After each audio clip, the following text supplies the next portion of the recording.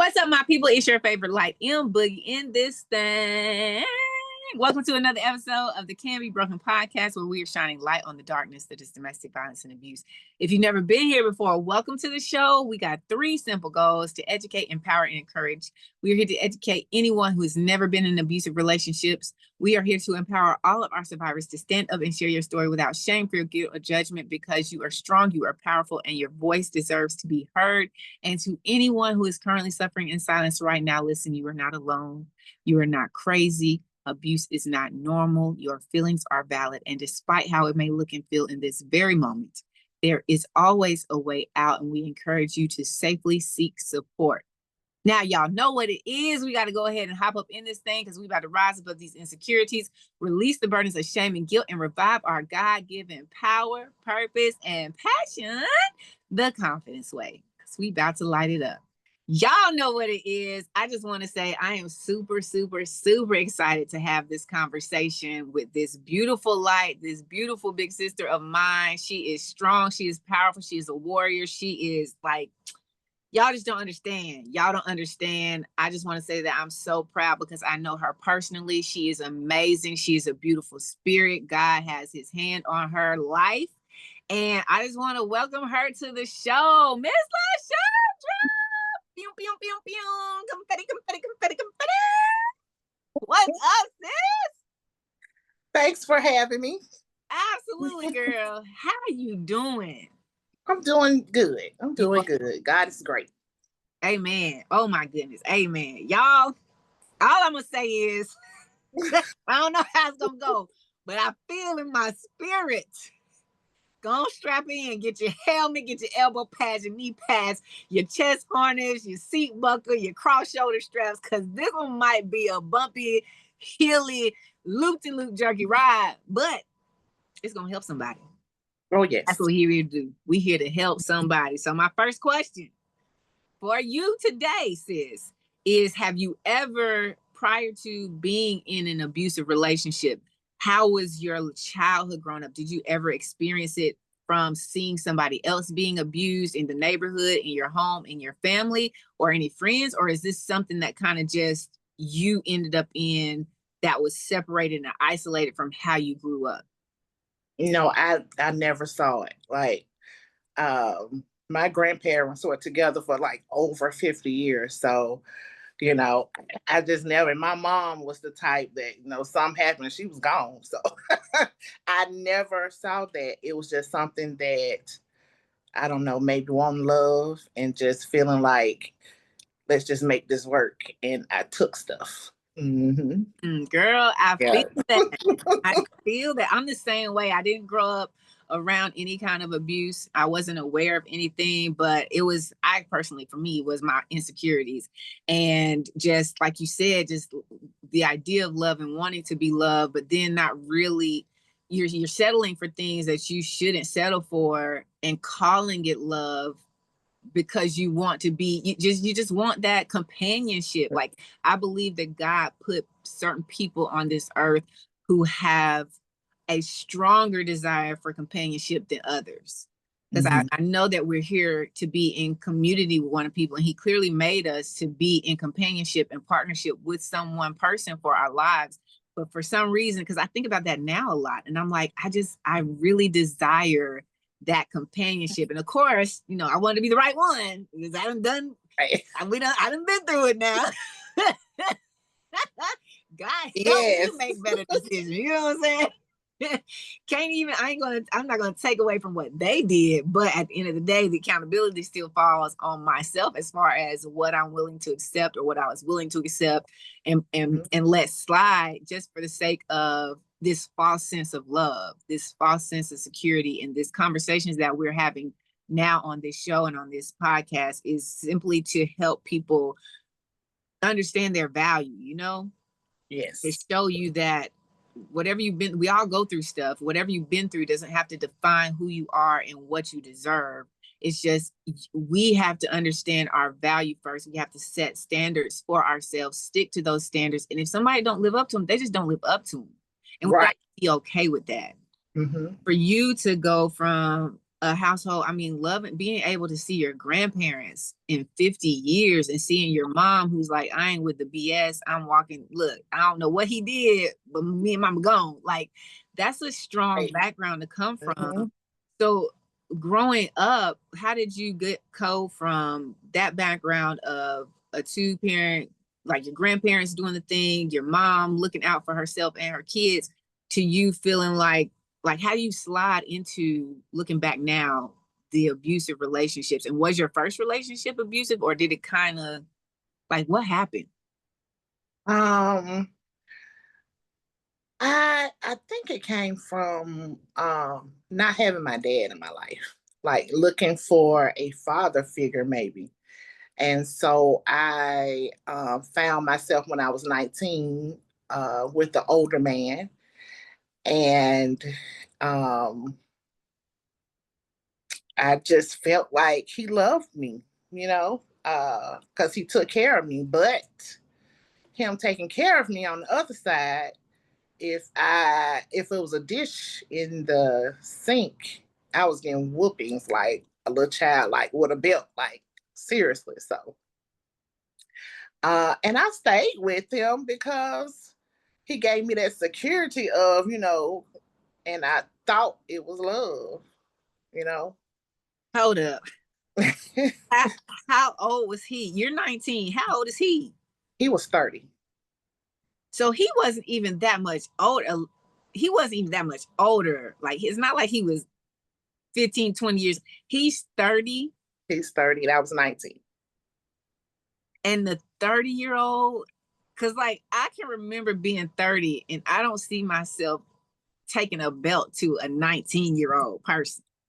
Well, later I found out it was drug related. I didn't know at the time. But Did you later I think found about his family though? Like, yeah, if you do know anything as for regards to he have any abuse or experience any kind of trauma in his life? yes. Well, no, I don't know about that part, but I know, like when I would talk to his mom would be like, "Girl, I'm not letting him come up here to my job and beat on the women up here." And I'm like, when she said that, I was like, "Oh, okay." So she know her son was abusive. Mm-hmm. Did Yes. she ever Yes. did she ever, other than saying something passively like that, did she ever dissuade you and be like, you can do better, you can, like, No. she didn't? Because She probably did. he really like had me isolated from everybody, really. Like Were I y'all living couldn't together? even drive. Like he wouldn't even take me driving, wouldn't take me to get my license. I didn't have my license at the time. He just wanted me in the house. Yeah. How did you get there at 19 though? Uh Leaving my mom's house. Me and my mom got into an argument, and I thought I was grown. I had a baby at 17, and you can't tell me what to do. So mama then told me, you can't do what I say, do get your own. And that's what I did. I got my own, and I met this man, and he was very controlling. And instead of going back home, I had to prove I can do this. I can do this. I don't need I got this. So yeah, that's what I did until it was just too much. And I was like, mama, I didn't tell her the reason I wanted to come back home, but she knew. Yeah, they always do. We think we hide something, but they know. They know. Yeah. So you're 19, he's 30. How did y'all meet? Through a mutual friend How old was the mutual friend? around the same age As you? as him. As him. Okay. Mm-hmm. So y'all met, and was he like charming? Was he like Very, nice? Okay. very charming. And like I said, like I didn't have to want for anything. Like it was just behind closed doors as long as my daughter was there, I didn't get a beating. But if my daughter was not there, I was liable to get a beating and raped. Yeah. Yes, ma'am. Yep. This is my first time telling you. Yes. At 19. At 19. At 19. The last straw, I don't remember what year, but it was 4th of July. He had went out with some of his friends, and I was next door because I couldn't go anywhere. But my neighbors was throwing a party, so I was like, well, I'll just go next door. Well, when he got there and I wasn't in the house, I got a beating. Like, it was bad.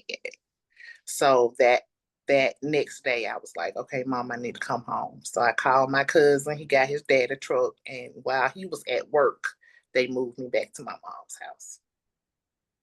So how long had you and your daughter been living with him? So you started off 19 in a relationship. How many years did you stay? Years, or was it months? It was about a year and a half.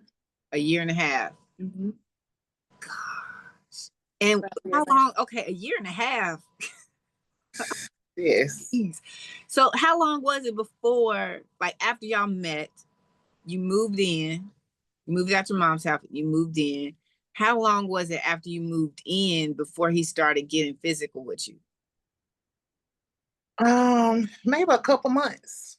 Okay. Like, at first he was just like the perfect guy. Like, I was like, okay, girl. But once, I don't even remember what it was that I did that he didn't like. And that's when I got my first whooping. With a belt? With the belt. Mm-hmm. He would take off his belt and whoop me like I was his child. This is wild. And he's only 30. He was 30. Mm-hmm. So he comes home 4th of July. Was it like late at night when he got It back? was late, yes. He had been out with his friends. And it was maybe like 1, 2 o'clock in the morning when he got back. But I was having fun next door, because I couldn't go anywhere. But because I wasn't in the house. Did he come over? No, neighbors? When he went in, he saw I wasn't in there. He came back out, looked around, and then saw I was next door and told me to come in for me. And I'm like, okay, girl, y'all see y'all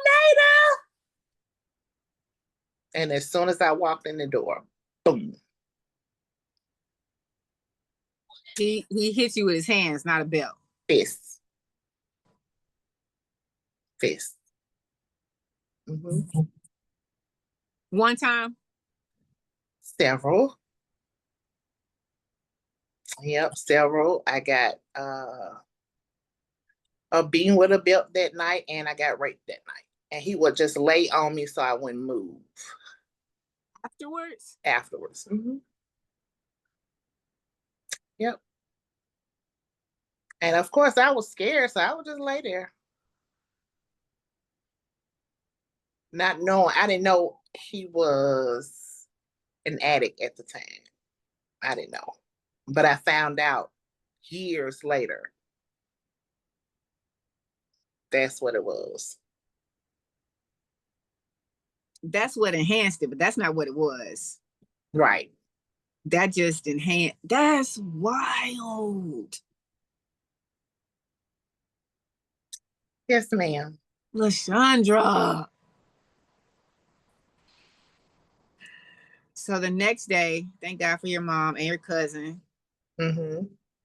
You call, like, did you have evidence of what you had experienced that night? I would cover them up with like makeup. Mm. Foundation, so no one would see them. And I would say, it's stuff like on the movies, and I'm really covering up bruises. But yeah. Yep.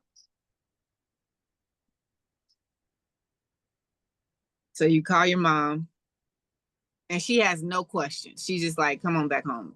Because she knew it. And because she would say stuff like, he better not touch my baby, meaning her grandbaby. Mm. What are you talking about? So she knew it. Yeah. Where was your daughter at the time? On 4th of July? Was she with your mom? She was with my mom. Mm-hmm. Okay. So you all had dropped her off, and then he went out, and then you was just like, ooh, I'm free. I can breathe. I can't go nowhere, but hey, we about to party next door. Let's go. They grilling, I'm having me some fun too. Golly. So you get back home, and then what is life like once you get back home and you're able to kind of digest everything that you experienced for that year and a half and feel your mom's love again, like being back connected with people? Oh my goodness. I don't like the face you make.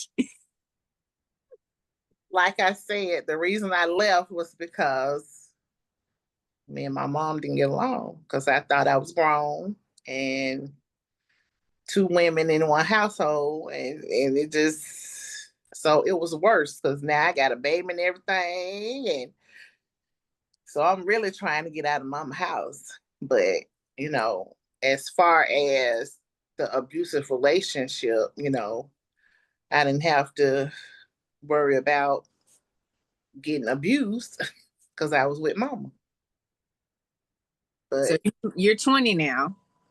Mm-hmm. Now you're back home, but there's still tension, there's still strife, it's not peace. So how long do you stay home before you end up in it? Like, do you get into another relationship, or do you take some time and you try to figure out life and a job and how you can make your next move with just you and your daughter? What does that look like?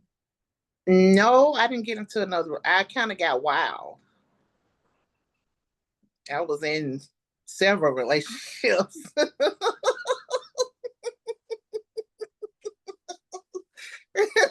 Because I had come from being bottled down to like, I ain't come into nobody, so. Ooh, yeah. I understand that. So how long were you in your how long were you in your black girl gone wild phase? I think I was 25 when I met my first husband. Okay. I think, I'm not sure. I'm not good with dates and years and stuff, but I believe I was 25 when I met my first husband. Okay, so you stayed with your mom though for those whole 5 years? No. Okay. I had my own place. I did move out and have my own place. Yeah. You got out, you got your own place, and you living your life like it's golden. Yes, absolutely. Absolutely. Yes, ma'am, I did. Oh my goodness. Yes, so I did. 5 years later, here come homeboy number 2. Yes. The husband. Yes, my first husband. How did y'all meet? At a gas station. What was he like? Ooh, baby, let me pump your gas. So charming. Like, well, he asked me, could he come visit me? That was his pickup line? Well, I don't want to say exactly what it's. Oh, Lord. Exactly the way he said on here. But he asked to go home. The first day, so he sees you for the first time at a gas station, and he like, let me get up in that house. Yes. And so a couple of weeks, we did talk on the phone, but a couple of weeks went by, and I did let him come see me. And he was great. Like, I didn't have to do anything. He cooked, he cleaned, he took care of the bills. I didn't have to do nothing. Even if I tried to get up and cook, he would come. He cooked for all my friends. He made them drinks. They loved him. Is this before y'all got married? Like, he's doing all this before we got married. Like, he was he loved to entertain. But his entertainment, he was on drugs. I would need you to walk around now with like an automatic drug detector or something. Cause okay, exactly. I didn't know it. Okay. Well, I used to be on drugs, and in the process of us getting to know each other, I was telling him how I used to be on drugs, and when I told him I used to be, that was like, he opened up a door to, okay, now I can do it around you. So he started doing it around me. And then, of course, I relapsed and started back doing it with him. But he was so stingy with it. Like, he didn't want to share. Like, I'm like, can I give me some? Let me get a hit. And he wouldn't. He would You never gonna give do it me in a front of hit. me? You Like, better share. I'm like, why you won't give me a hit? But I was, and then how it made him, like, it made him so paranoid. And I tell him to this day, like, with me and him are still friends. Like, you helped save my life by me seeing what it did to you and how you were stingy with it. That made me go to God and ask him to help me. Like, I ended up driving and I didn't know where I was going. And I ended up at my grandmama's graveside. And I was like, you got to help me. You got to get this off me. Because I had started loving it. Like, I loved it. And by the grace of God, it's been 18 years. My son is 18 years. Well, he's 19 years. Not, he just turned 19. So to God be the glory. It's been 19 years. I haven't touched crack cocaine. Amen. If I had a soundboard, I would play the applause right now. You know what I'm saying? We ain't there yet, but one day I'm gonna have the sound effects. Woo! Okay. Yes, ma'am. Wow.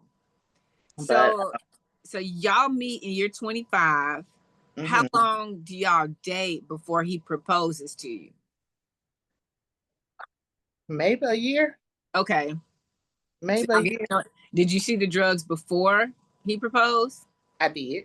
Okay. And then y'all got married. Was it like a real proposal and a real wedding, or was it one of those? Okay. We went to the courthouse. Okay. He Y'all had proposed, witnesses so we went. and stuff?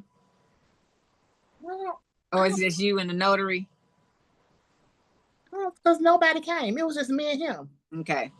Because and then when I left, when I walked away, I looked back. I said, Lord, what have I done? That entire night, he got high. The entire all night long. Did he not have a job? He got high the entire night. What did he do for work? He worked as a chef. Like, was he a chef in a restaurant all the time, or was he like a hired chef? He was a hired chef, but then he did so many other things. Like, he was a hustler.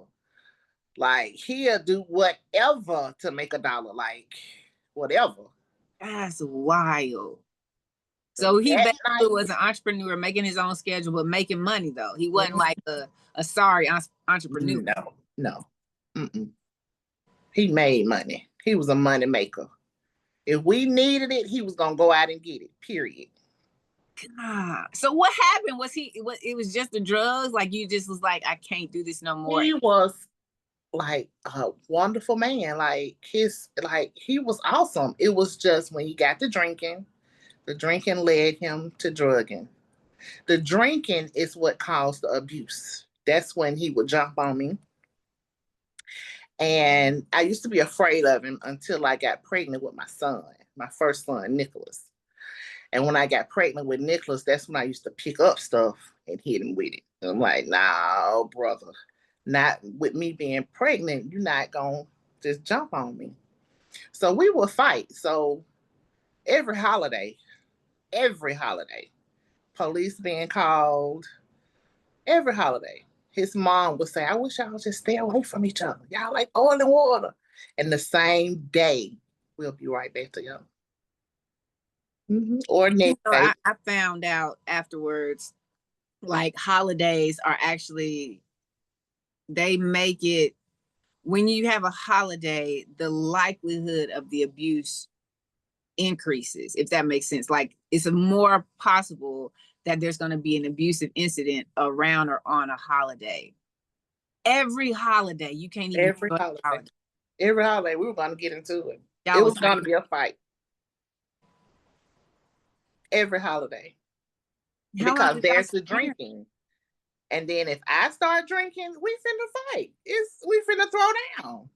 That was just gonna happen. And he just couldn't say no to alcohol. No, and the alcohol made him want the drugs. And when he got into the drug mode, he was a total different person. That's so sad. That is so sad.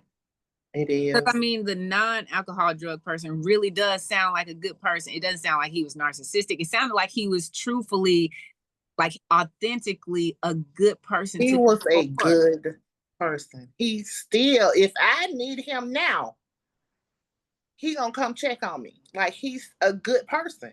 He can't do the alcohol. That alcohol and drugs. How long did y'all stay married?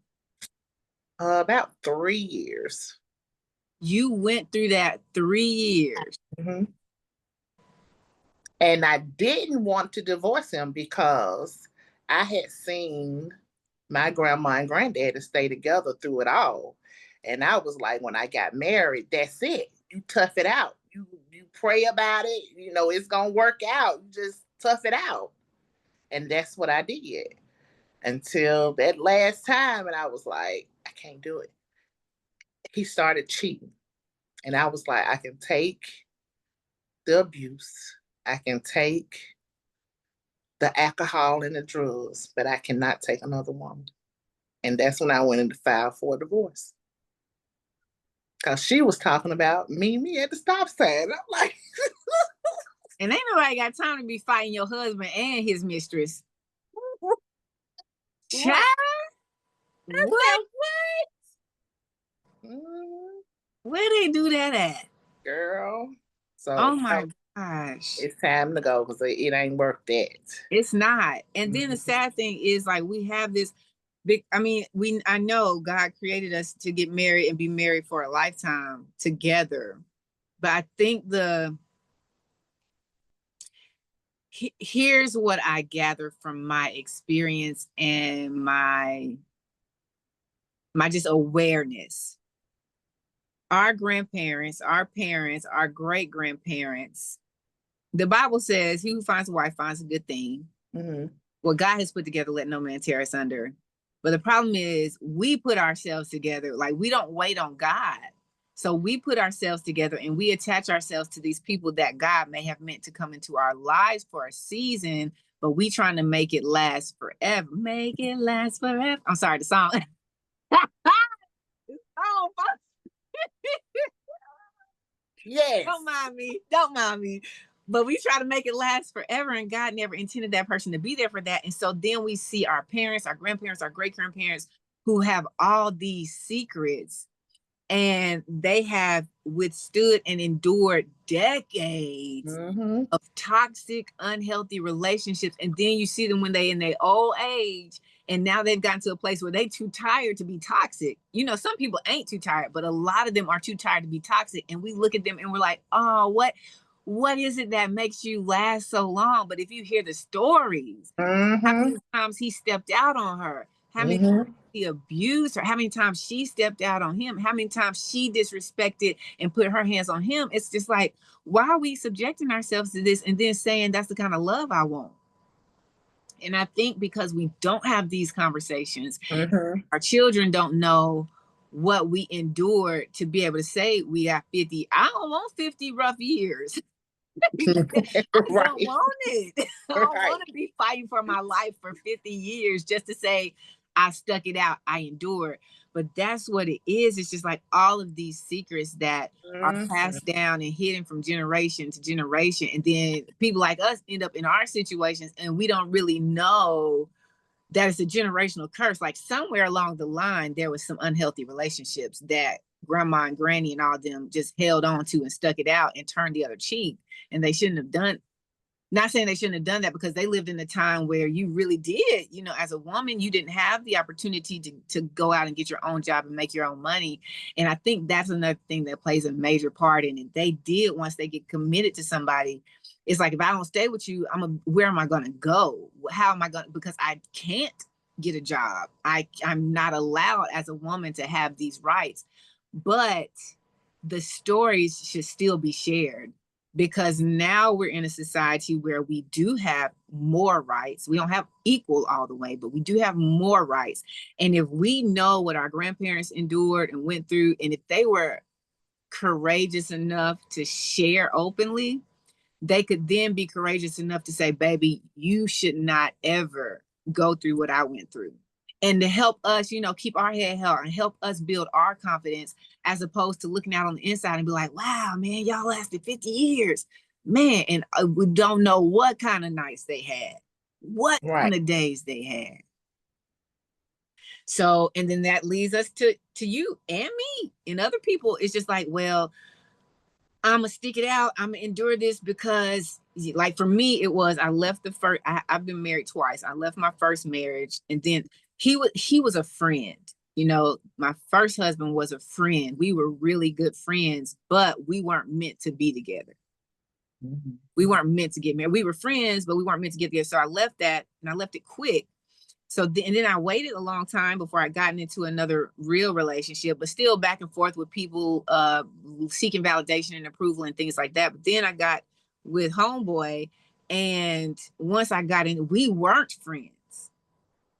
We kind of like met on this business thing, and then he hit me with the very engaging conversation, very like really looking like he was listening and understanding me and there for me and supporting me and speaking life over me and things like that. But we didn't have, we were like, our in common stuff was like this, like we would try to be in common about stuff, and our bodies and our minds and our energies, they were just like, what are you doing? No, we don't belong together.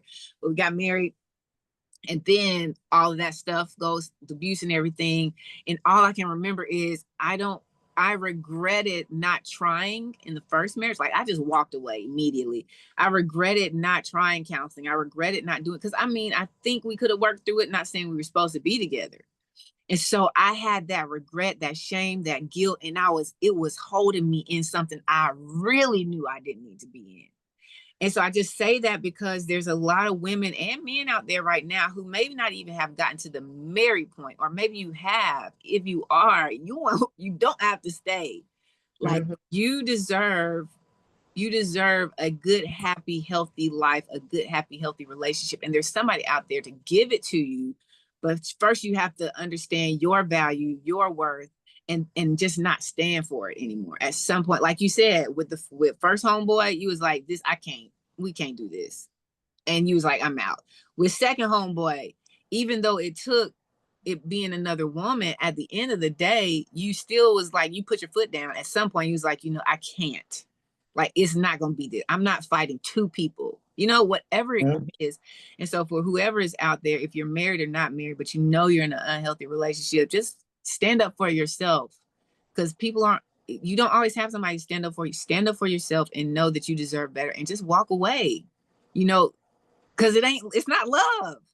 Right. It's not love, even though we think it is, because they say it, because they're there, because there are good times or whatever. It's not love. And what I'm learning too, I had this conversation with someone the other day, is that the Bible says, like, a man is supposed to love his wife as God loves the church.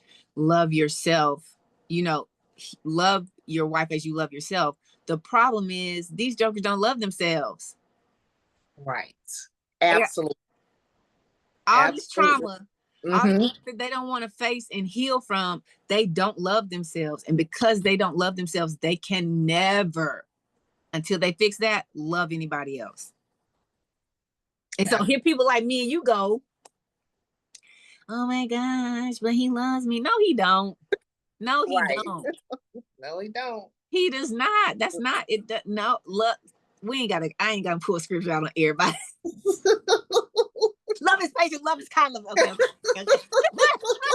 That ain't wrong. It is not. I don't care how many times baby, please, I'm sorry, I never do it. It's not love, because he don't even know how to love. Right. Yeah. 3 years. Yes, ma'am. Good Lord. Oh my gosh, homeboy, why you had to do the just say no? Yes. Did say crack is wet? Stop it. Stop it. Oh my gosh, I hate it, because you had a good, like, because his character was good. He just had Like a good person, an absolute good person. He really is. Dang. And like the enemy knows, like he knows, because he could be so powerful in this world if he didn't. And we all have our own things, you know what I'm saying? The enemy knows exactly what, so we can't judge. I'm not judging him. My heart, it loves for him, because it's like, if you just had the strength to not fall victim to that one thing that got a hold of you, how much better the world would be because you were better. Dang. This homeboy over here, it ain't like character ain't like that. You hear me? Dang. Dog it.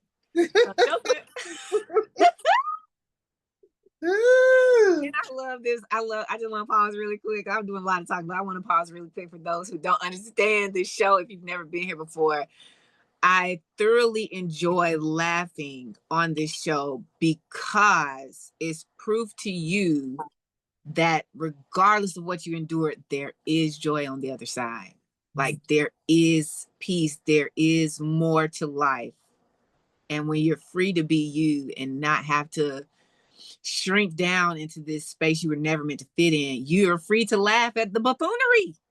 The buffoonery. Hey, shit, man. All right, 3 years. Homegirl was like, I'm gonna see you at the stop sign. You like, nah, I'm gonna go see the courthouse. Sweetheart, I'm good. I'm out. You got it. You want it, you can have it and everything that come along with it. Dang. Okay, so let me ask you this though, because y'all are married. So what, did he move into your place? Did y'all get a place together? Like, how did that work? He moved into my place at first, and then we got a place together. So then you went through the divorce. Did he keep the house, or did you get the house and the kids? No. I got the kids in the house. Okay. Okay. So now you living in the house and you have your daughter and son now? Yes. Okay. Daughter and son. And now you're 28. 28. Child, you lived a lot. God, I ain't even 30 yet. Help us, Jesus. Help us get our lives together. Oh my gosh. Thank God for time though to grow through these foolishness and get our lives together. So you 28 with 2 kids. God. 28 with 2 kids. You're 28 with 2 kids in the house.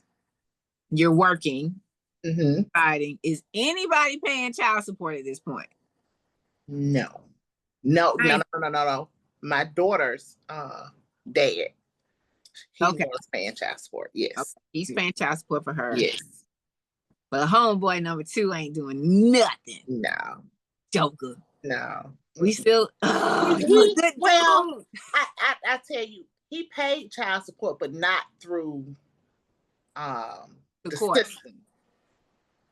Not through the court. So he would just bring me money over. So he did, sometimes he fell a little hard on, and sometimes I didn't get it, but for the most part. Well, we know where it went. Thompson fell a little hard. He fell hard, all right. What you do? Okay, I'm gonna get off. Absolutely. Yes. You had it. You had it. You used it for something else. Okay. So at least you got full assistance. So you're 20, like, can you think back to that time, 28 with 2 kids and like just going through a bad relationship, 2 abusive relationships, a divorce? Like, that's a lot of pressure. That's a lot of shame. That's a lot of guilt. Like, how are you at that age feeling? So I'm back out in the street. I'm buck wild again. Yeah. Not buck wild. Buck wild again. So you I'm beginning to see a pattern. It's like I'm in it, I'm committed, I'm good. It's like we going to the other extreme. Bump y'all. F what you heard. I'm in these streets. Turn up. I'm outside. I was outside. I was outside. Let's go. Mm-hmm. Oh my gosh. Oh, okay. Yes. I'm 28. I'm still young. I still got the energy for this. All right, where we at now? So we 28. We buck wild. We back in these streets, but we ain't. We're good. Like it's been. You said no drugs since your son was born. Like you done. Mm-hmm. Did you Yeah, I still was drink done. though? Ma'am, Did you still drink though? I did. Mm-hmm. Mm-hmm. Yes. And ain't nothing wrong with drinking, y'all. Yes. I mean, in moderation. We In got to know moderation, ourselves. I'm occasionally. not judging drinkers. I was just curious. You outside. You ain't gonna be outside and you ain't had nothing.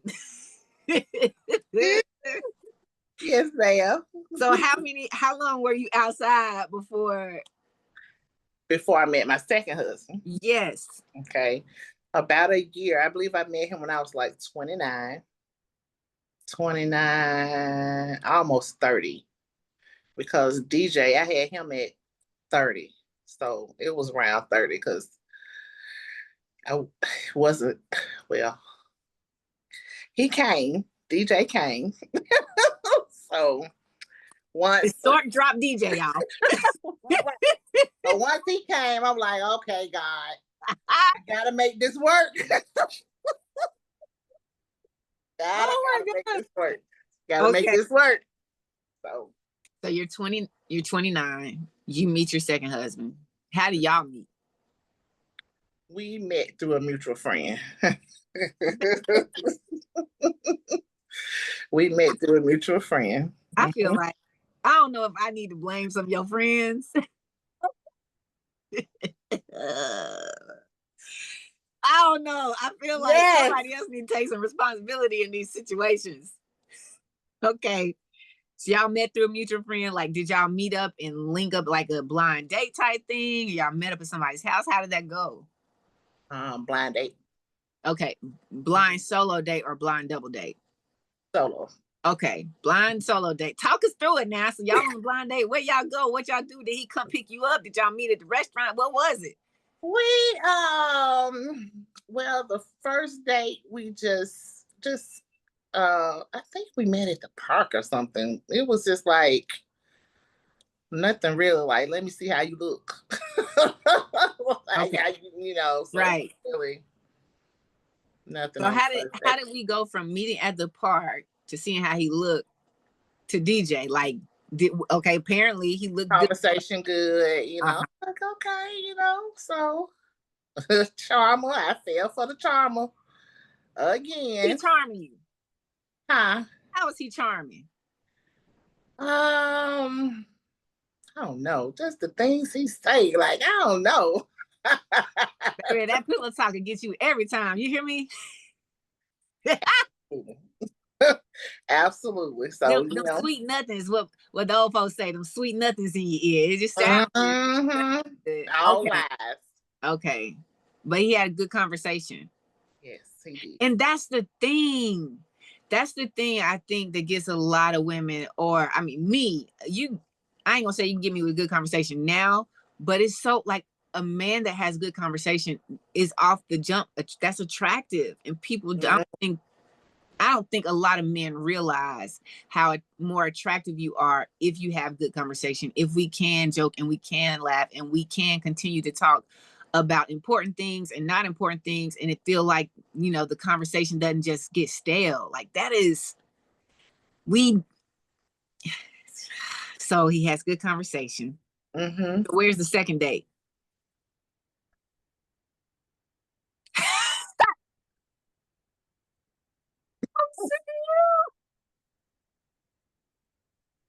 Y'all, I'm gonna be more professional. Because I don't know if you saw her face. Well. DJ came. DJ came unexpectedly, but that's my baby. He came. God allowed him to come on. Oh Lord. So yeah, good conversation. Mm-hmm. Still outside. I'm done. Yes. I'm done. So was it a situation where y'all talked, then you got pregnant, and then because you got pregnant, you was like, what we gonna do? Did y'all have a mutual desire to get married? I believe we did. Yeah, I believe we did. So it's like, oh, we pregnant. We need to do this right, or as right as we can now that we right.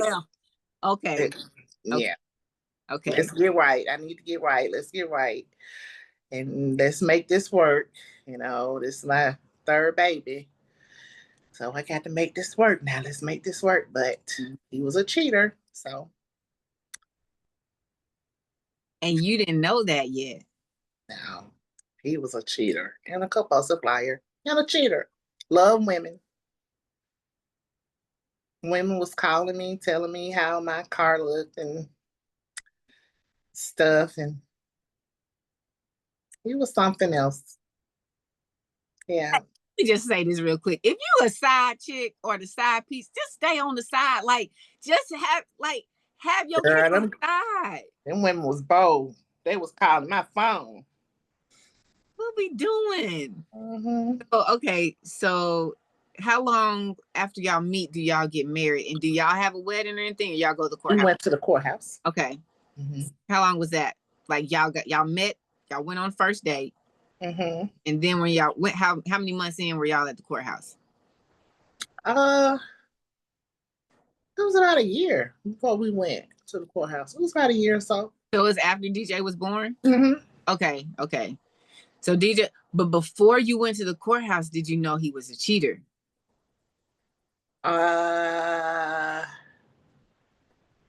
He hadn't, I don't think he had started cheating on me. I found out he had lied about being married. I didn't know he was married.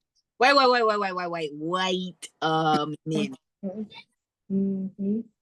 You saying he was married, so I need to clear this up. You saying he was married before and had a divorce, or he got married to you while he was still married to somebody else? No, he was married when we met and I didn't know it. I didn't know he was still married until I was pregnant. And then he was like, how does that conversation go? No, his sister told me.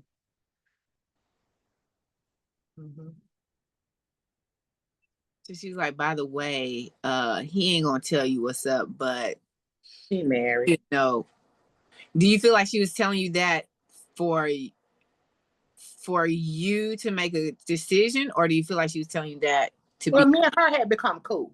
Okay, so she was like, so hey. I guess she was like, I can't be talking to you like this and know what my brother doing. So she told me. And then you confronted him? Yeah.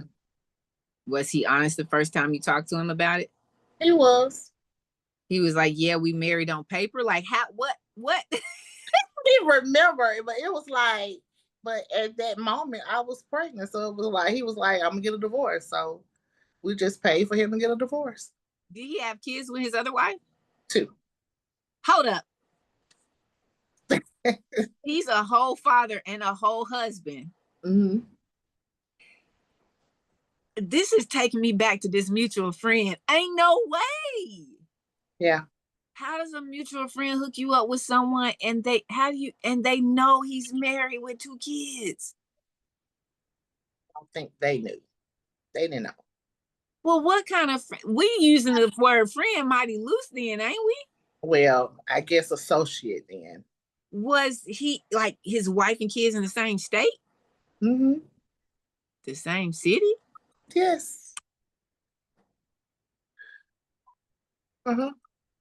So he's married. How long do you know how long they have been married? I don't know. He's married with 2 kids. The person that hooked y'all up didn't know he was married. He didn't tell you he was married. Y'all meet up, sweet nothings, whoop de whoop. Here come DJ. And then his sister's like, by the way, now that you're pregnant, you should know. Married. Yep. Was he, Was he staying? Like, I'm still trying to wrap my mind how you do this. Because, I mean, it clearly gets done all the time. Because I know people, anyways, how, was he staying at your place with you? Was he kind of like coming over a lot? Like, how does this work? And he's still going back home? Once I got pregnant, he actually moved in once I got pregnant. And he was like, we went extremely fast. Like, we went extremely fast. Yeah. Mm-hmm. So he just abandoned his wife and kids and moved in with you and acted like they didn't exist anymore? No, they used to be over to our house all the time. The kids, because I love kids, so. So you knew he had kids? I knew he had kids, yes. Mm-hmm. You just didn't know the kids. I didn't know they were married. That was a wife. Yes. So the kids came over all the time. Mm-hmm. And then he was like, oh, so you just gonna be married and not tell nobody? And he was like, well, maybe I'm gonna tell you at some point, but now that you know, let me go and get this divorce real quick. Like, did it happen? Was it real smooth and quick? Because I can't even imagine her. I mean, he just got the divorce. There was she ain't contested at all. Mm. She was like, good riddance, he ain't my problem no more. Right. Right.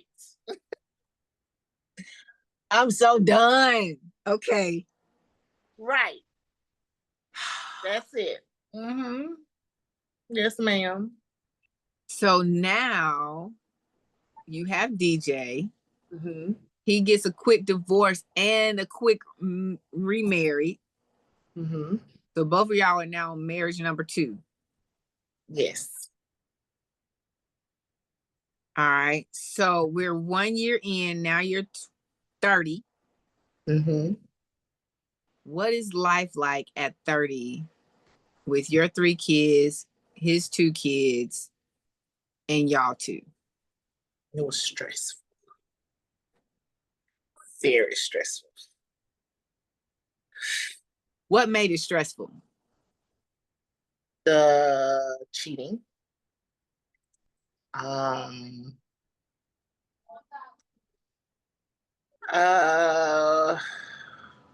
Cheating. I'm just saying the cheating made it very stressful. Like, I just couldn't trust him. But on the other hand, I was still trying to make it work. So were you more so trying to make it work? Because the first husband cheated and he was like, bump this. She gone. But this is my third one now. So it's like, you got to make this is your third marriage. This is not your third marriage. No, this is my third child. Father, yes. And so now you like, I can't. You got to make this work, girl. Yeah. And I put up with that for a long time. I don't even know how long we were married. I don't even remember how long we were married, but he came in one day and told me he was leaving me. Oh, the audacity. Mm-hmm. And I'm like, what? So I'm like, oh, what are you talking about? What do you mean you leaving me? Let's pray about it. And he was like, there you go with that praying. And I was like, I'm done. And I let him walk out. Let me say something really quick, because just in my experience with my situation and how long I stayed and then finally leaving, we stay in situations hoping for things to be different, and it's a false hope because it's not going to be different. Mm-hmm. Unless the person truly changes who they are, like truly humbles themselves to what they need to fix, they're never going to change. Mm-hmm. And the sad thing is we condition and we torture ourselves to stay somewhere for the hopes of working it out, so we don't end up where we end up anyways. You know, I'm there like, I don't want to be a single mom and blah, blah, blah. Here we go. Yeah. But, you know, it took I got to endure 3 years of foolishness to end up where I didn't want to end up. And so I'm saying that because there's somebody on here or somebody's going to watch this episode and be like, Yeah, but I'm just in it because I don't, all of these, they're what they are. Sorry, excuses. Like they're ridiculous. They're just ridiculous excuses for why we choose to stay somewhere that we're not loved, we're not respected, we're not considered. And you end up either worse off or you end up exactly where you were trying to avoid ending up in the Mm-hmm. and you torture, like you subject yourself to torture and abuse for the sake of fearing that you're going to get something that you don't want, and you end up getting it anyways. Mm-hmm. Like, cut all the time out. Just cut the time out. Accept it now. Accept it now so that you have a longer streak of freedom on the other side, as opposed to like me and you, where we held on and held on and held on, and then it's wasted years. I mean, they're learned lessons, but it's still wasted years on somebody who just wasn't gonna. Yeah. Homeboy walk in the house and be like, I can't, I'm gone.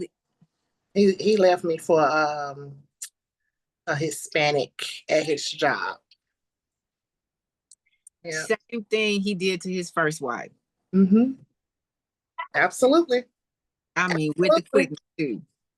That's what he did.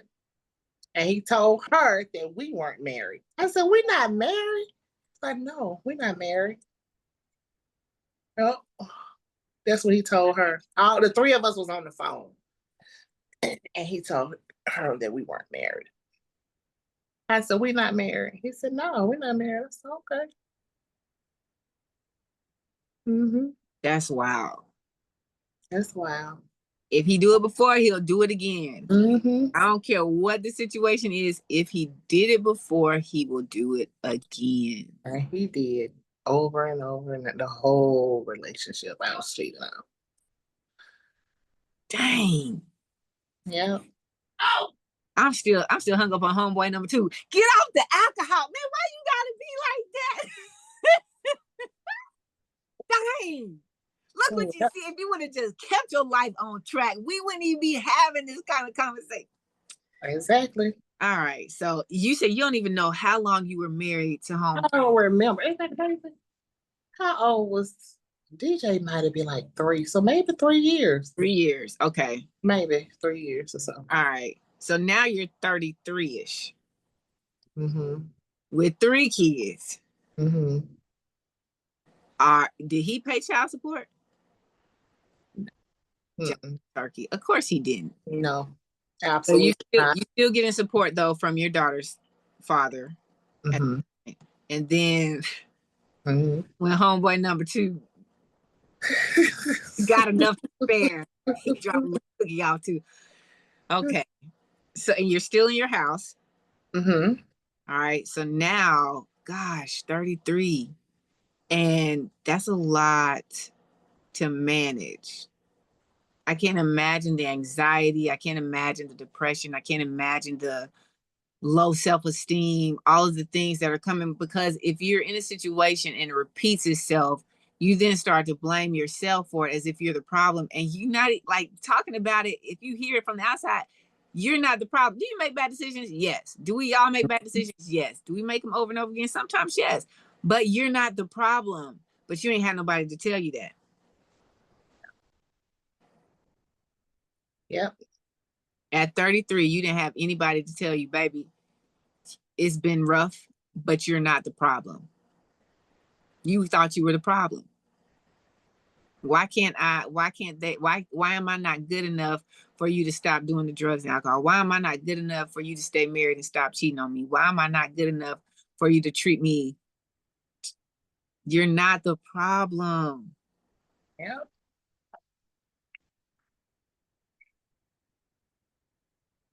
All right, so where are we now? We 33. I'm back outside.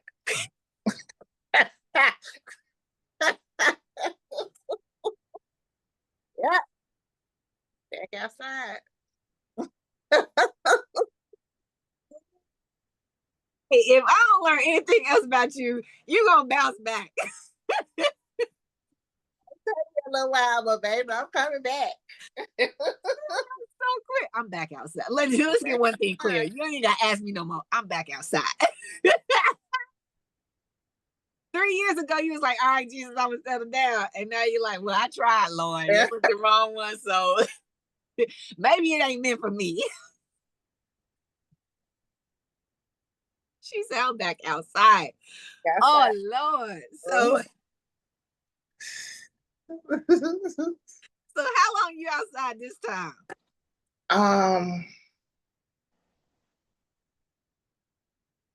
How old was I? I'm trying to see how old was I. I met Fred in 2015. So what? I don't know how old I was, but I met him in 2015. How old was DJ?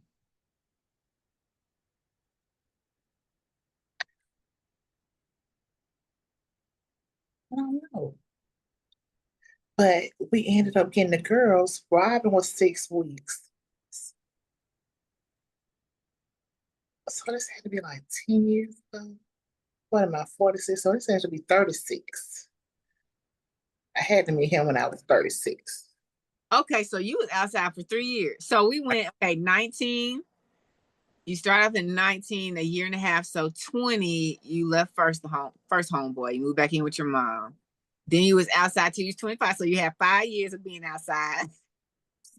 Then you met the second homeboy and y'all stayed married for 3 years. So you was 28. Then you was outside for another 2 years. Then it was 30, you met the third homeboy. But he wasn't, so his abuse was just infidelity. He wasn't abusive physically. Was he emotionally or mentally? Did he ever talk bad about you? He just love women. That's it. So outside of him loving women, then was he a good partner? This is hard. He was a good partner and he was a good father. Just couldn't keep it in women.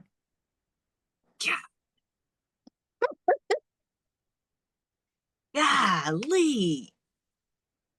So you actually had to strip away the weakness of, and this would be getting me, because homeboy over here would throw Bible at me all the time, and he'd be like, "You the weaker vessel," and blah blah blah blah blah. I'm like, Ninja, sir, clearly it's you, because you can't handle your, like, the devil getting you real good. You know what I'm saying? So if it wasn't for their kryptonite, their weakness, homeboy number 2 and homeboy number 3 are actually good, like good people. Dang. That's like, do you hear? That's wild. Yeah. And he's still me and number 2. We're still good friends. Right. Like, if I need him to help me, because he work on cars, like, he like, come on. So he just still love women. Okay. Yeah. So we 33. Then you outside for 3 years, chilling, out maxing, relaxing, all cool, and all shoot something. Absolutely. Then we on 36 hit and you meet number 4. So before you were 19, was there any, did you get into any relationships before, like, young love, boyfriend, girlfriend, high school stuff? Like, had you ever been in anything before you were 19, or was it like 19 and then you rock it? Yes, I had been in several relationships. But those were healthy considering the age. Right. Okay. It's just once 19 hit, that's when I got my first hit. Okay. Dang. All right, so we 36 now, and we on homeboy number 4. How did y'all? Don't tell me y'all met through a mutual friend. Cousin. How about that? Whose cousin? His cousin, and it was his first cousin, and my best friend at the time. Well, we're still good friends. And I was like, girl, I'm tired of being by myself. You don't know. And she was like, no, I don't know anybody. And so we just started back talking. And then she was like, Fred. And I'm like, who is Fred? And she was like, that's my other cousin. And I was like, okay, I'm gonna hook it up, girl. And so How did they know each other? His first cousin and your friend. How did they know each other? They're married. Oh. Mm-hmm. They're still married. Been together a long time, years. Yes. Yes. Okay. All right. So they introduced you to him. So do y'all do a blind? Like, how do y'all meet? What is it like? We went to the comedy club as a double date. Okay. Double date. So at the comedy club, there's a little bit of vibing going on, but not a lot of talking. Maybe beforehand, like, did you feel comfortable meeting him? I did. Like, he was a charmer. And like he was even talking to the people up on the stage, and I'm like, oh my God. Like it was just like the vibe was just, it was good. Like we had a good time. We had a good time. A good time. Yes. So y'all went out on another. So was the second date just you and him? Yes. Okay. Yes. And we dated about a couple of weeks or so, and we moved fast. It's the truth. Yeah. You know the thing. It ain't that you you still be outside. It's just like I'm outside, but I'm gonna be exclusively outside. Okay, so y'all date, y'all meet. So he knows you have 3 kids. Yes. Okay. Mm-hmm. About the comedy club, y'all dating 5 weeks in. You pregnant 5 weeks in, or No. and y'all move in together, or y'all just like we in a relationship? We move in together. He moved in with me. Thank you. Okay, because I ain't want nobody to. He moved in with me. I felt like somebody missed part of the show and they didn't understand what was happening here. So let's be clear. Yes. She has her own place, because this is just a theme. It's like they're 2 extremes, kind of like how your extreme is I'm either exclusive or I'm outside. Mm-hmm. Their extremes are, and by they I mean the abusive people, the narcissists, whatever y'all want to label them. Their extremes are either they are, just from my experience of this podcast, let me be clear, I can't say that universally. Either they are extremely well off and they use their money to control somebody, or they on the other side, not saying they can't take care of themselves, but they tend to latch on to someone who's doing better than them financially, for sure. And they tend to move in with that person, or that person is getting everything in their name. That was me getting everything in my name, and then we moving in together when everything in my name. So I just wanted to make sure we sat there for a minute, because y'all ain't moving together. He moved in with you. He moved in with me. Stable place. Mm-hmm. After 5 weeks, like, was that a mutual agreement thing, or was it kind of one of those, oh, he just all of a sudden over here a lot? Because he had started being over there anyway, so I was just like, we might as well just move in. Oh, he was over there a lot then for you to be like that, like every day. Like we was like this. Like it was like, where you been all my life? Like we became like best of friends, like instantly. Like he became my homeboy, my friend. Like I could talk to him about anything. He was there for me. Like it was just, that's how it was. So he moves in with you after 5 weeks. Mm-hmm. And your kids. And my kids. Because you the mom, and I'm imagining that if anybody getting them, it might be visitation, but it ain't like extended stays. Mm-mm. Okay. So he moves in with you and your kids. Mm-hmm. Like, what is that like at that point? It's good. They liked him. My oldest daughter didn't. I think she felt like he was taking her mom. Because I started spending a lot of time with him. So I think Bria was in college then. She went to college. Okay. So she wasn't in the home. So it was just the 2 of us and the boys. Okay. Mm-hmm. Until I started talking to my cousin, and she was like, I said, they're not going to take the baby if she was pregnant with Robin. And she was like, yeah, they're going to take the baby. I said, well, just give it to me. She said, you for real? I said, yeah. And so I asked Fred about it, and he was like, okay. And so when I had went to the social worker or whatever, it was like, well, her sister is being abused. So can you get her sister? So I asked Fred, is it okay if we get the sister? And he was like, okay, let's do it. So we had the two boys, and then we added on two girls. So he didn't have any kids. He didn't have any biological kids. No. Okay. And y'all move in, we're 36 now. Mm-hmm. 36 or 33? 36. 36. Okay, we're 36 now. Now we got technically 5, but your oldest daughter is in college. Mm-hmm. So 2 boys, 2 girls. He moves in. Like, how long are y'all on good buddy? Like, we can do this. This might be it. How long is that phase? Let's just call it the honeymoon phase. How long does the honeymoon phase last? Because now y'all throwing like kids in the mix. Mm-hmm. What is that It lasted a long time. I don't even remember, but it lasted months. I wouldn't say years. It lasted some months. And I was the one who I called him a B-bird. And when I did it the first time, it was like I'd never lived that down. I apologized over and over and over and over all through the years, and it was like, you did it first, so our whole 10 years, I was a B word. Yeah.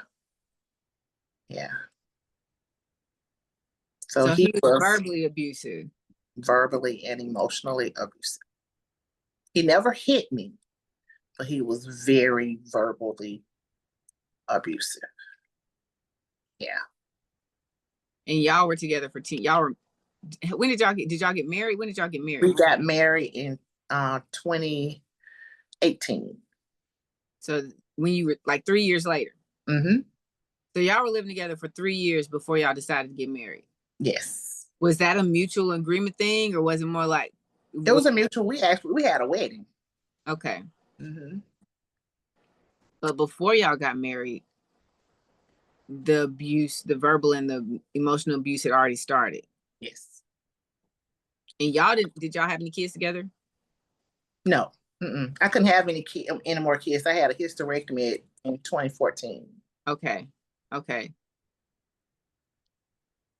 So why would you be with someone who's emotionally and verbally abusing you and then decide to marry that person? I don't know. I mean, like, that was my homeboy. I mean, we just, I don't know. Other than when he got verbally abusive, that was bad. But on the other hand, he was a good father.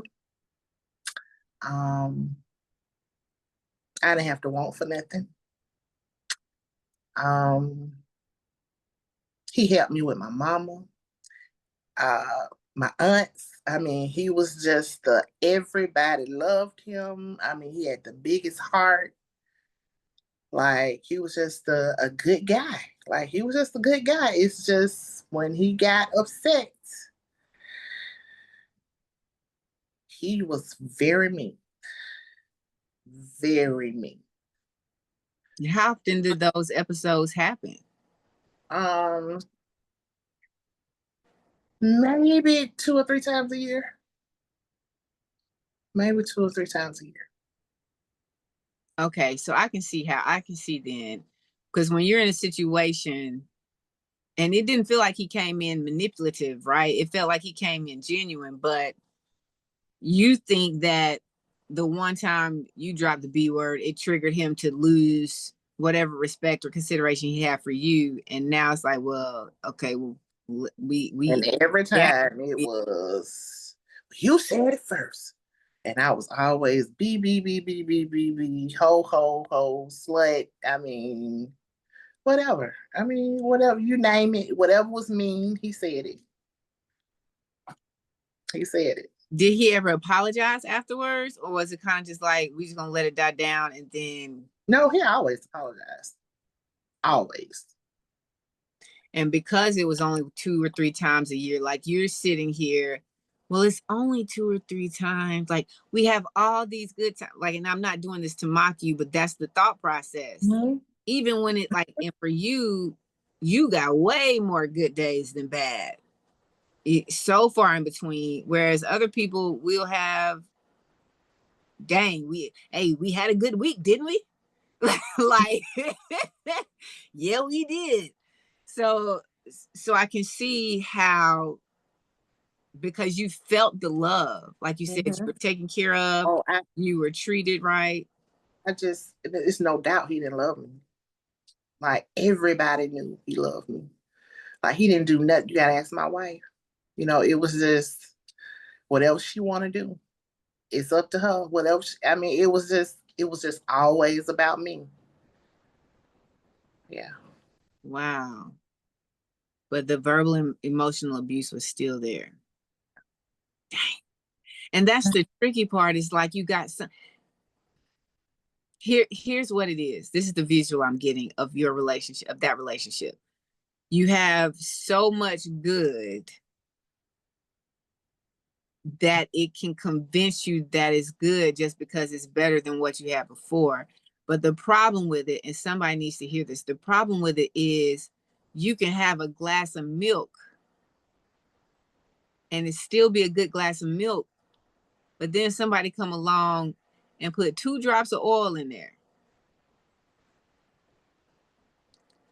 It's only 2 drops of oil. Like, yeah, but you want me to drink gasoline?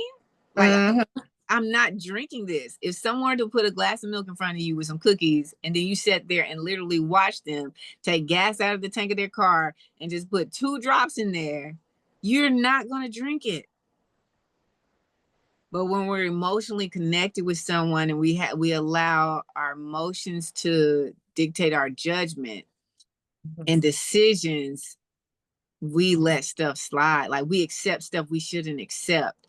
And so I like that visual that I just got, because it's like when you outside of it looking in, you like, nah, I ain't gonna do that. But when you're in it, it's different. When we're not rooted and grounded in our, like if you don't set standards prior to and then hold yourself, because I admit almost every episode I never thought I would be in an abusive relationship. That would never be me. Have somebody but I ain't had, like, in my mind I said, but I didn't have my standards. And then if I thought I had my standards, I didn't stick with them.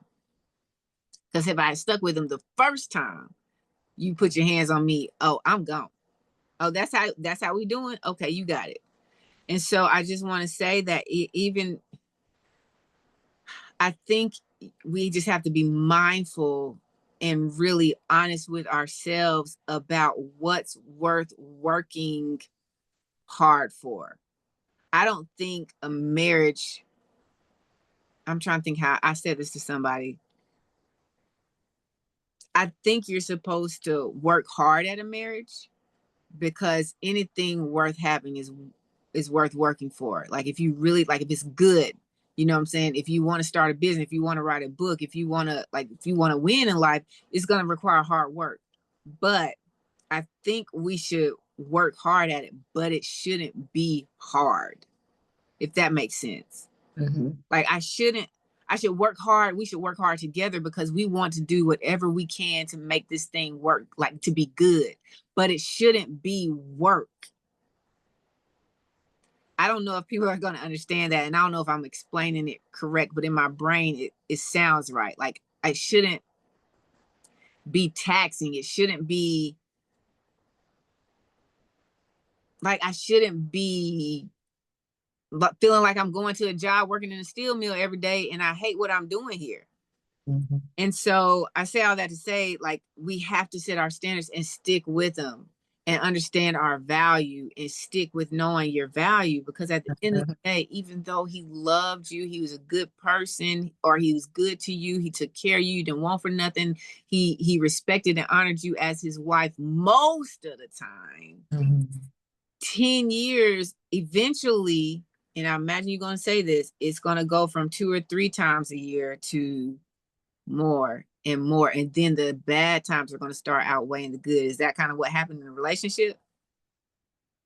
Or was it still like the full 10 years you was like, it's still only like 2 times a year that this happens? Yeah, it still wasn't. It was just when it was bad, it was bad. How long was the bad? Like separation between us, or Like, so he gets upset about something and he starts flying off on the handle.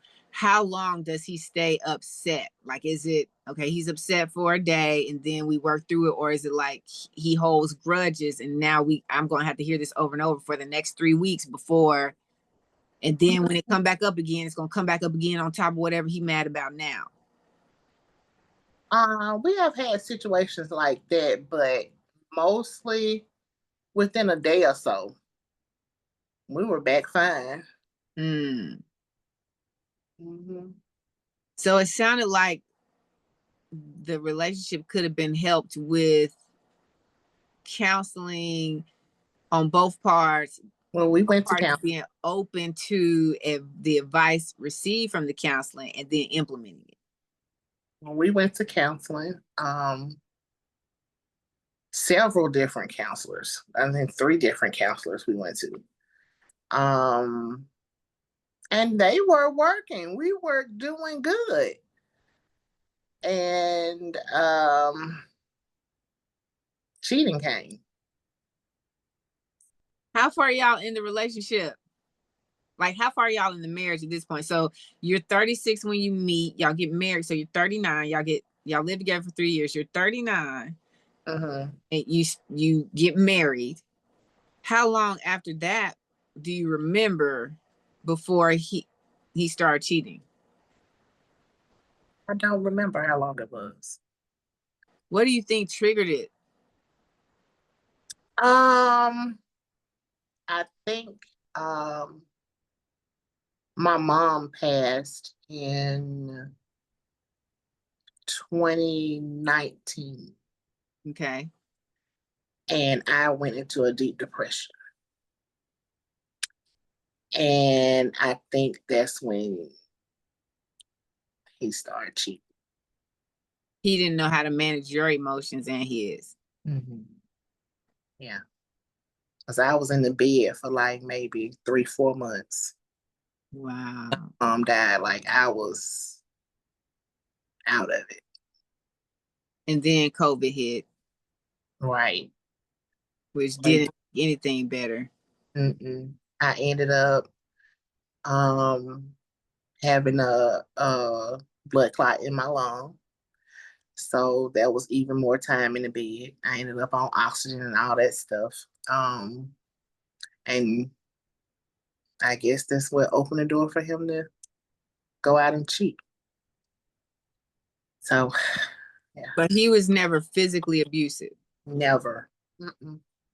Never. It was just always verbal. Like, I was going to get called a B word. And he felt like nothing was wrong with it. Like, he felt like it was just another word. Yeah. So what would you say to someone who's currently in a relationship where everything seems okay, but then when he gets upset, there's the communication, the huge wall of barrier comes up. He can't communicate in a healthy way.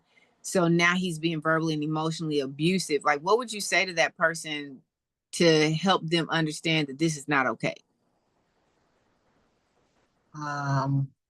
Love yourself. Love yourself and not look for love from a man. Me looking for love, I believe ended me in these situations because I was looking for love. I just wanted to be loved so bad. And I would say love yourself first. Be there for yourself. Get to know you. And allow God to send you somebody. Right. That's what I would say. And the first sign of it, don't take it. Leave. Because it only gets worse. And that's something like I think about now in the future when I start getting back out there and seeing what's out there. I think like the first thing is if we get in an argument and we can't communicate without yelling at each other, then this ain't gonna work. Because you're showing me that you don't have self-control. And if you don't have self-control over your mouth, I can't trust that you're not gonna have self-control over everything else. Because you just don't know. I mean, I don't want to say lucky for you, but at least the self, like it stopped at the mouth with him. But like it's not even a gamble you should take, like it's not even a risk that you should take. Because if we can't communicate and you have to be aggressive, at some point you just might get too aggressive. And we ain't got time for that. Been there, done that, wasn't fun. So you can all that energy you got, you can take that to the next one. It's not you know what I'm saying? It's not, So like 10 years, you're going through 10 years of this. How do you, like, just looking at this now, do you have any regrets as far as, I wish I wouldn't have stayed, or like coming you stayed? Is there anything that's saying, dang, I wish I would have had enough confidence in myself to not have let myself be subjected to that? Or would you do it, if you did it all over again, would you do it the same way? I would definitely not do it the same way. No. Mm-mm. And I would have, like now, I have boundaries. Like certain stuff I'm just not going to take. When I see, and then I'm more closer to God now. So I ask God to give me the spirit of discernment. So me having a relationship with God now is like, I know when they open their mouth, oh, bro. This ain't gonna work. I feel it. So, Wow. And that's me too. Like having that relationship, like having the relationship with God, not just knowing God, not just knowing about God, but having the relationship with God really changes who you are and how you see yourself. It starts to help you working on how God wants you to see you. And I think that is very important. So y'all are together 10 years. You're going through this. Is this happening around the kids? Do the kids witness any of this? Is it kind of behind closed doors? Like, how does that make you feel? No, the kids. It was always in front of the kids. I mean, he talked to me so bad in front of the kids, and I'd be like, really, you gonna do this in front of them? They need to know they mama be, as he would say stuff like that. Yeah. How do you manage something like that? And these aren't even his biological kids. Like, do you even have a conversation with your kids about what they heard? Like, do you apologize? Like, how you live life? To them. I apologize and I hug on them because they always run to me. Mama, you okay? You okay, Mama? And I'm like, yeah, I'm good. And I'm like, don't you ever let a man talk to you like this. And, I know what you see, but this is not how it's supposed to be. Don't y'all ever let a man talk to y'all like this. That's what I would tell them, but they saw different. And it's already hard to guide a child with the pressures of society. It's even harder to guide them with words that aren't aligned with their actions. Yes. Yeah.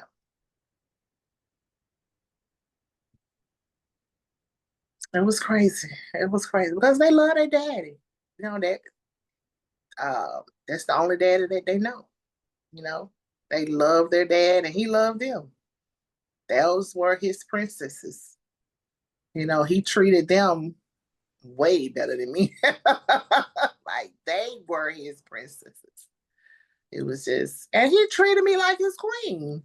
It was just, I don't know. Some days, if I hit that nerve, whatever, you know, because sometimes and I'm not justifying um, what he did, but if my mouth, I get a little hood and I get to smacking my mouth at him, and then sometime I would, that's when it'll come.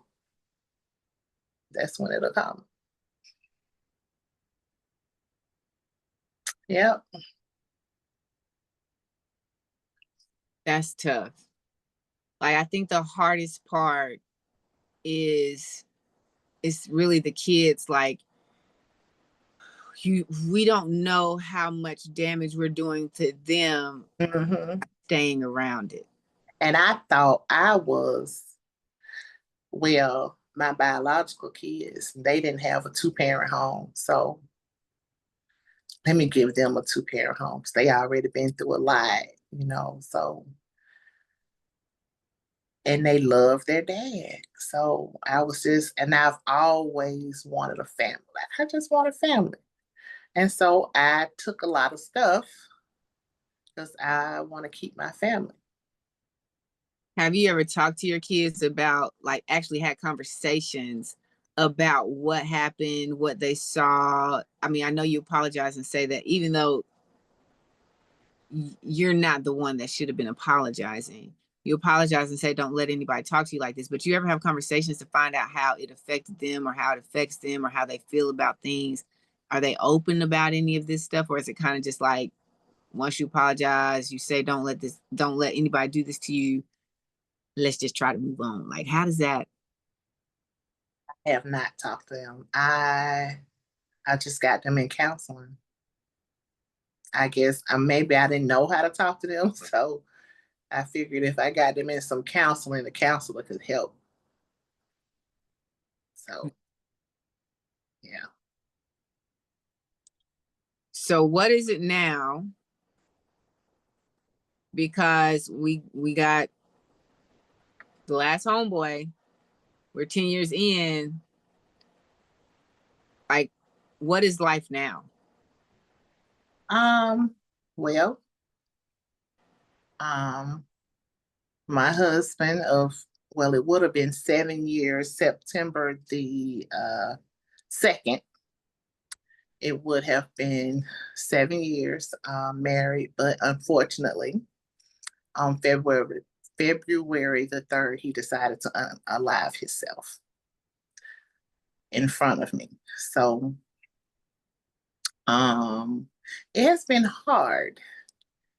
Um, I have good days and I have bad days. Um, I just mm,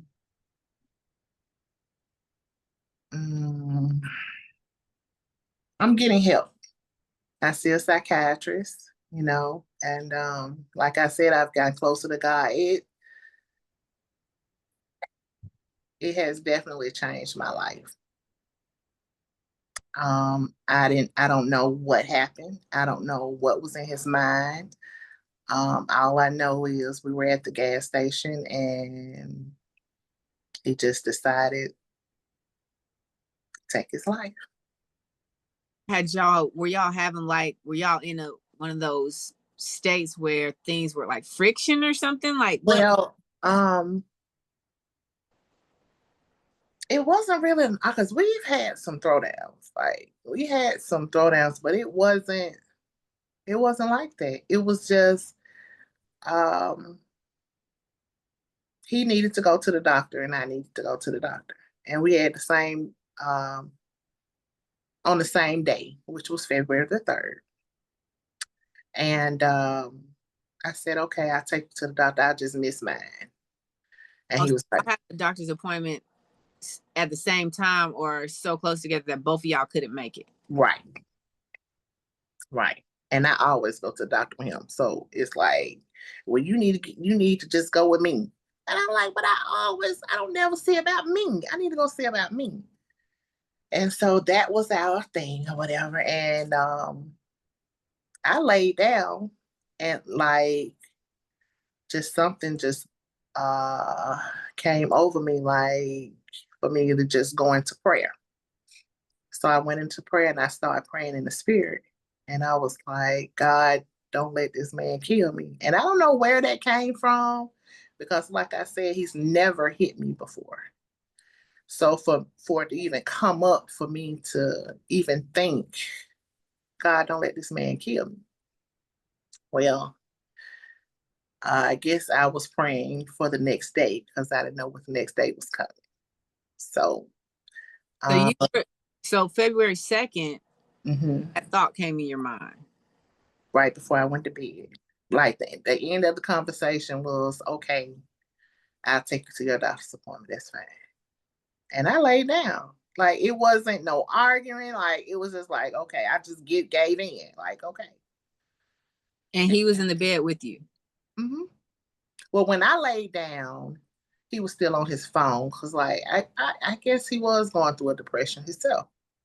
You know, he had lost both of his parents, and you know, his truck had exploded on the freeway, and him and his sister had gotten into a big argument. They weren't talking anymore, so he had a lot going on. He had lost his job. He had a lot going on with him, and so he was still on his phone when I laid down. And I prayed myself to sleep. And the next morning, we woke up like a normal day. I took the kids to school. I came back and I was babysitting because I babysit. That's what I do, babysit. And I was getting the baby's bag so that I could take him to the doctor's appointment. And we got in the car. And with the baby? No, I hadn't went and picked up the baby yet. Oh, okay. I hadn't picked up the baby yet.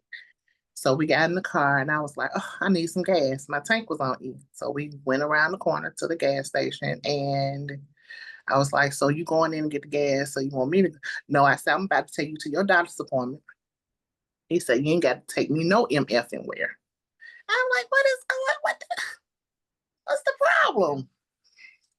So we pulled up and I was like, so. Hold on a second. Like, had he ever kind of just, was he in a state now where he would just kind of go off like that randomly and you didn't know through everything that he had lost, his family and everything? Was he kind of just that depression state over a couple of months or something where there would be times where he just pop off like that? Or was this really, really rare to have said something like that without there being any quote unquote triggers from you? No, he had been popping off really that whole week. Okay. Yeah, because at the time my cousin was staying with me and she was like, what's going on with Fred? Like he was just acting a little different now that I think about, as I didn't had time to, think about like what happened. He was acting different that whole week, but I don't know. I just didn't see that coming. So, I asked him, was he gonna go in and get the gas or did he want me to? And he didn't say anything. And I'm like, I know this man ain't finna make me go ahead and pay for this gas. So I said, let me ask him again. So I asked him again. I said, you going in and pay for the gas so you want me? And he said, I'm not going in to pay for nothing.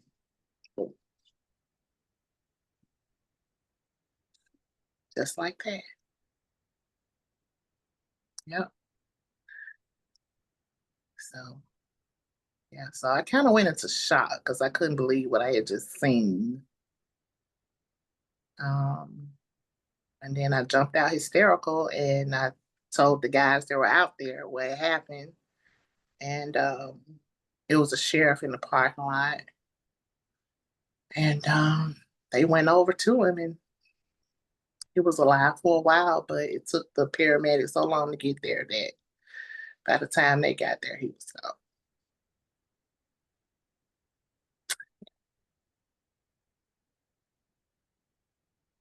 So it wasn't even immediate.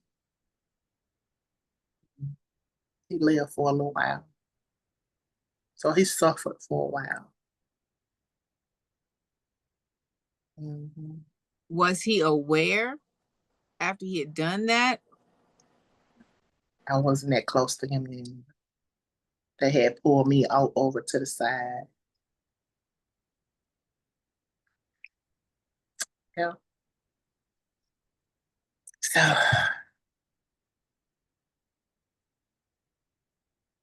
yeah.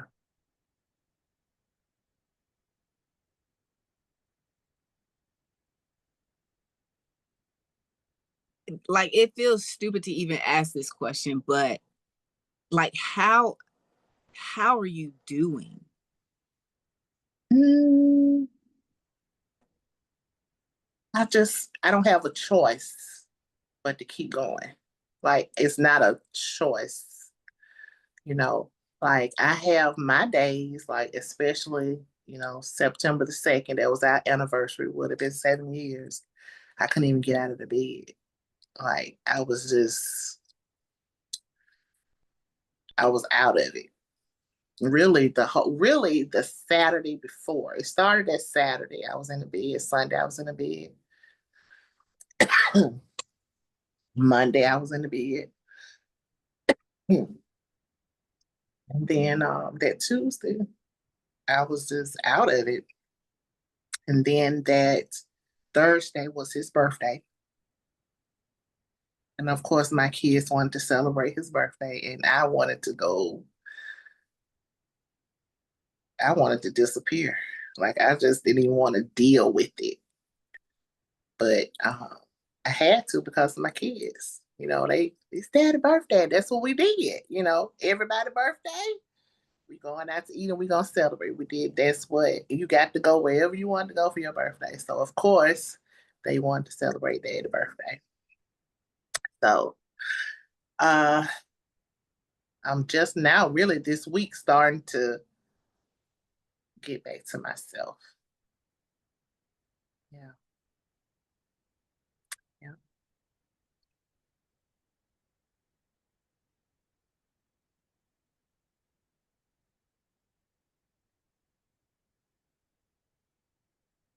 That's a lot to digest. Yes, ma'am. Yes, ma'am. Some days I don't know if I'm coming or going. But my kids coming in, it's like, okay. I'll be in there crying and it's like, mama, mama. And I got to pull myself together because it's just me.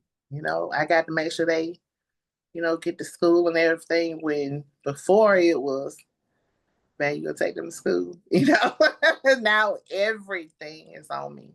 Everything is on me. And I'm trying to keep my mind, my sanity, because it's a constant replay. Like, I see it all the time. So, but to God be the glory. Um, I have started a women's ministry, and it's called Water into Wine, where I am here. I'm praying women through it. We reading the Bible, we getting through it. So everything comes with a purpose. So the trauma pushed my purpose. The trauma pushed my purpose. Romans 8:28. All things work together for the good of those who love God. Yes, ma'am. Yes, ma'am. Sis, you didn't live like 5 lifetimes. Yes, ma'am. And I'm just now starting to live. Ain't that crazy? That's why. That's crazy. And you just now starting to live. Just now starting to live.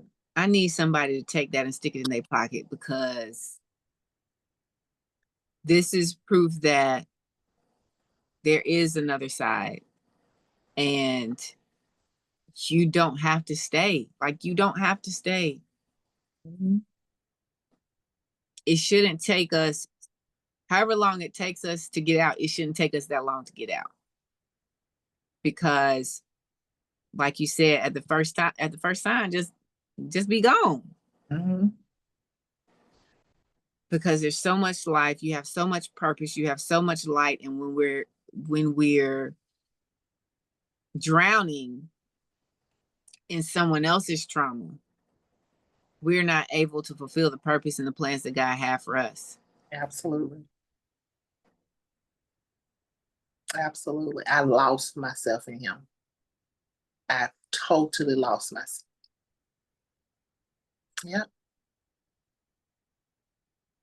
But now here you are. Yep. I thank God.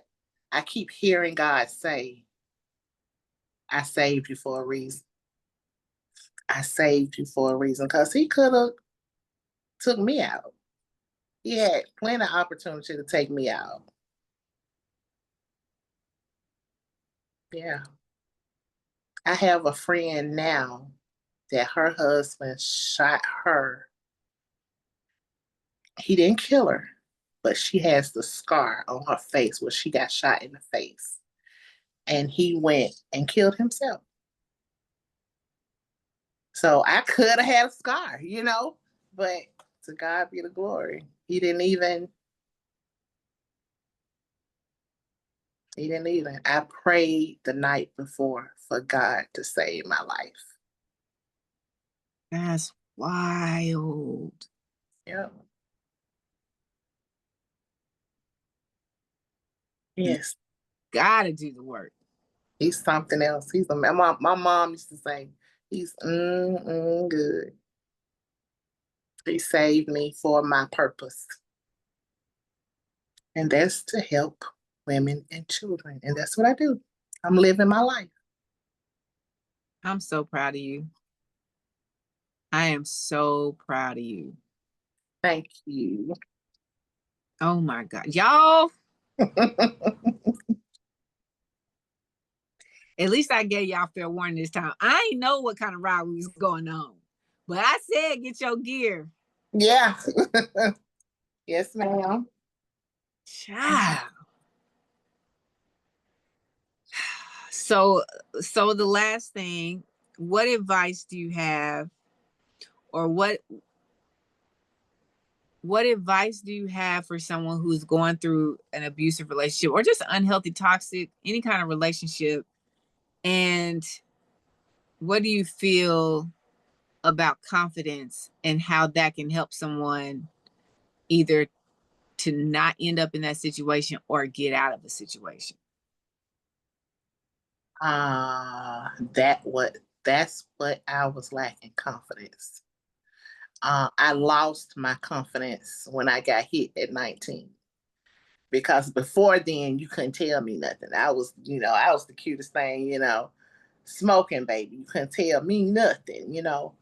But when I got hit at 19, that took me down. And over the years, the confidence just went down and down and down.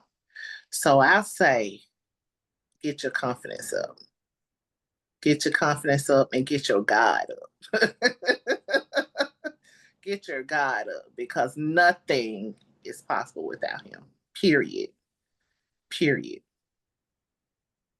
And Love, looking for love in in all all the the wrong wrong places. places. Looking for love in all the wrong places. Oh my God. Yeah. Girl, help us, Lord. Oh my Now goodness. I'm experiencing the ultimate love, and that's Jesus Christ. It's amazing. It's amazing. And I say, do that first. Do that first. Find God first. Find your confidence first. And then let the one find you. Amen. Amen. Y'all, I hope y'all was all right. I hope y'all hung in there. Good job. Goodness, LaShondra. I can't thank you enough for this conversation. I can't thank you enough for your transparency. Because without these conversations, generation after generation is just going to continue to endure stuff and then feel like you're the only person going through it, and you're not. You're not the only person who's been there. You're not the only person who's there right now. You're not the only person who's ever felt like there's no way out or there's no other side. It's just, we have to have these conversations. We have to have women like you be courageous and bold enough to stand up and share your story and share the ugly parts and share the things that we're ashamed of. And like, shame allows so much torture. Shame allows generational curses to continue. Yes. Because all we thinking about is ourselves, and not how opening up and sharing this information so that you can see that I'm qualified here. Like, I've been through this, but we be trying to coach people and guide people and nurture the next generation and pretend like we ain't never been through nothing. And it's like, if you then you hear in church, if you only knew what I've been through, or thank God I don't look like. Well, tell me what you've been through so I know I'm not alone. Yes. Tell me what you've been through so I know that's what started me to not be ashamed to tell my story, because I went to Mount Canaan Full Gospel Church, and they told their story about how they lived. They were shacking up. They were drinking gin, and and I'm like, you can tell your story. Like, I can tell that I used to be on drugs. I can tell people to help, so I can help somebody, so yes, tell your story. And that's what I, when I joined Mount Canaan, that changed my life. But I didn't mean to interrupt you, but I had to say that part. Let me tell you what I just heard. What you've been through is someone else's breakthrough. But if we don't share it, their breakthrough is either going to be delayed or it's not going to come at all. Right.